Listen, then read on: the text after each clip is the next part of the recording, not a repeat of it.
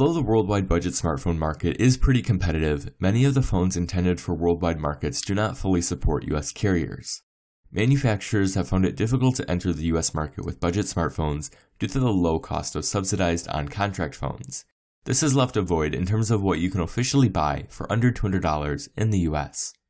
Huawei is trying to fill this void with the Huawei SnapTo, a $180 smartphone with support for both AT&T and T-Mobile 4G LTE. So is the SnapTo worth your budget smartphone buying buck? This is Bailey Stein with Android Authority, and this is my full review of the Huawei SnapTo. When it comes to design, the SnapTo takes a fairly simplistic approach. The device is made completely of matte plastic and the rear cover has a leather-like texturized finish. The finish does make the phone feel pretty nice in the hand for a budget device. The edges taper ever so slightly and the leather finish makes its transition to smooth plastic. The glossy plastic wrapping around the edges of the display looks nice and goes well with the smooth edges. Both the power and volume buttons are on the right side of the phone and have a similar glossy finish. Both buttons are responsive, but don't feel incredibly satisfying. The 5-megapixel rear camera is positioned towards the top right on the back of the phone right above the flash. The Huawei logo appears at the center and the speaker is on the bottom left. The micro USB port is on the bottom right of the phone, next to the device's primary microphone. The headphone jack is at the top center, slightly to the right, and the secondary microphone is on the left. On the front of the phone, you can see a bit of Huawei branding on the bottom chin, and a 2-megapixel front-facing camera at the top right. There is a notification LED at the top left corner, which I really appreciated. There does seem to be a considerable amount of bezel, especially considering that the phone uses on-screen buttons. At 9.14mm, it is on the slightly thicker side, and it's also an average 150 grams. Taking off the rear cover, you'll find a single micro SIM slot and micro SD card slot.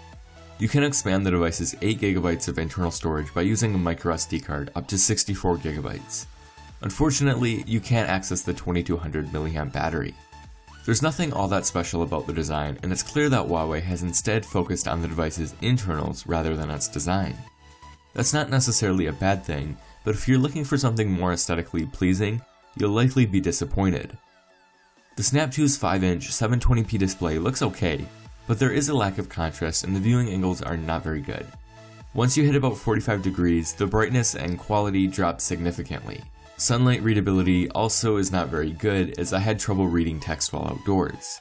It's also kind of a fingerprint magnet. Despite my best efforts to keep the display free of smudges, it still managed to collect fingerprints. With a quad-core Snapdragon 400 processor clocked at 1.2 GHz and just 1 GB of RAM, the phone does feel a bit sluggish when it comes to everyday performance.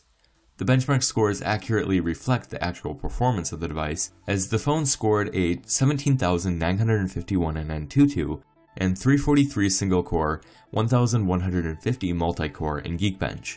The phone is certainly usable, but it's slow to the point where the slowness is not only noticeable, but also sometimes annoying.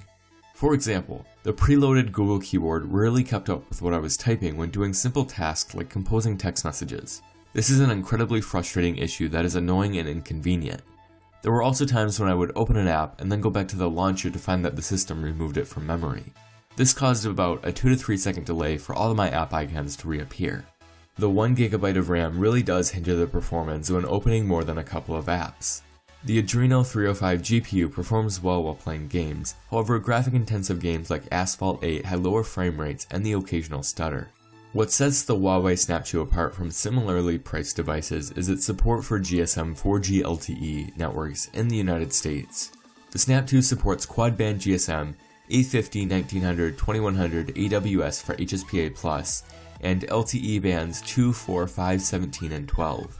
This means that the phone supports up to 4G LTE on all GSM carriers in the United States, including AT&T, T-Mobile, and their respectable MVNOs.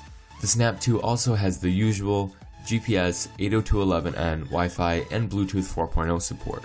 The rear speaker on the SnapTo sounds pretty good actually. I wasn't expecting much out of a budget device, but I was pleasantly surprised to find good sounding audio.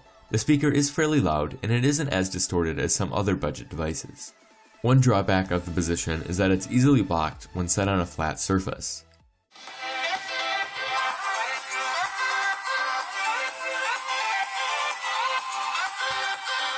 The 5-megapixel rear camera on the Huawei SnapTo did not perform well. One of the key features of the SnapTo is the ability to press the volume down key twice to take a picture. This is a really handy feature, but the camera itself isn't very good. The pictures it took were consistently out of focus and lacked sharpness. The camera app is easy to use, with a few different shooting modes to choose from. You can manually adjust white balance and ISO. Battery life on the SnapTo was surprisingly great. Although the battery is just 2200 milliamps, battery life is incredible. My day starts at 7 AM and ends at 1 AM the next day, and I had no trouble getting the phone to last through a full day of use and then some. It's not that I wasn't using the phone during that time either, as I was able to get in just under 5.5 hours of screen on time. Battery life is definitely a strong point on the SnapTo, and I did appreciate the power saving modes in the system settings. You can set it to normal, smart, or endurance based on how long you want the phone to last. The Huawei SnapTo runs Android 4.4.4 KitKat with Huawei's Emotion UI 2.3. It's not too far of a departure from stock Android, but Huawei did make a few notable changes. The pre-installed launcher does not have an app drawer, which may annoy some users. You can always download a third-party launcher like the Google Now launcher if you wish. The notification shade also looks kind of ugly in my opinion, although I do think that putting the quick toggles at the top instead of on a separate panel was a good choice. The app icons don't look very good either, and the icons used for setting items continue this trend.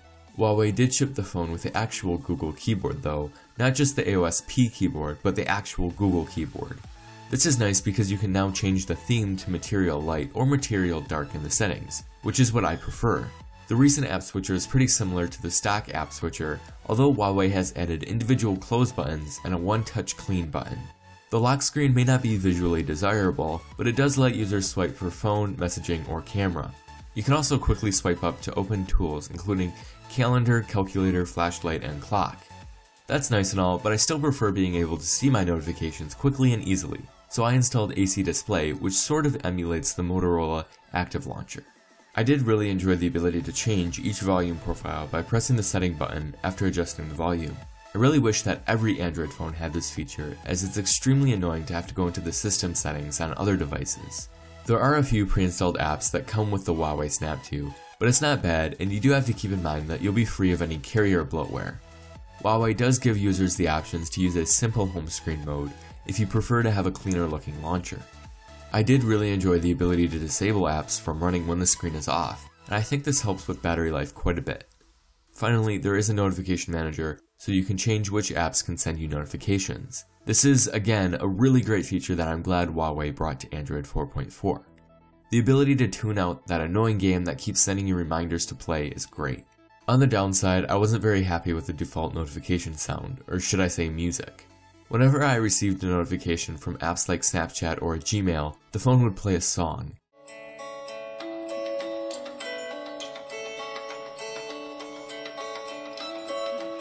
I think that's kind of excessive, and I'm very confused as to why this would be the default setting. I see how some users may appreciate the option to have the phone play a 1-minute song for their occasional text messages, but for someone who receives notifications quite frequently, this got annoying really quickly.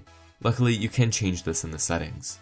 You can pick up the Huawei SnapTo in black or white with 8GB of internal storage for $180 on Amazon or gethuawei.com. That's a pretty good price, but I'm afraid that there may be better options available for many users. While the SnapTo does have some strong selling points like LTE support, a good sounding speaker, and incredible battery life, I don't think that this is a good choice for the average user. Buying a budget smartphone officially with LTE support in the US is great, but you really have to ask yourself whether you're willing to give up a lot of what makes a smartphone good. The SnapTo's display, performance, and camera are all pretty disappointing, and that makes the phone a tough sell. Put simply, there are similarly priced options like the Moto G 2nd generation and Asus Zenfone 2 that are just much better phones overall. That's not to say that there isn't a market for the Huawei SnapTo, but I wouldn't recommend it over the above mentioned devices. Thank you for watching this video, and please make sure to give it a thumbs up below if you found it helpful or informative. Also, please make sure to subscribe to the channel if you'd like to see more content, and feel free to leave a comment below. Finally, be sure to visit the Android Authority website for additional coverage.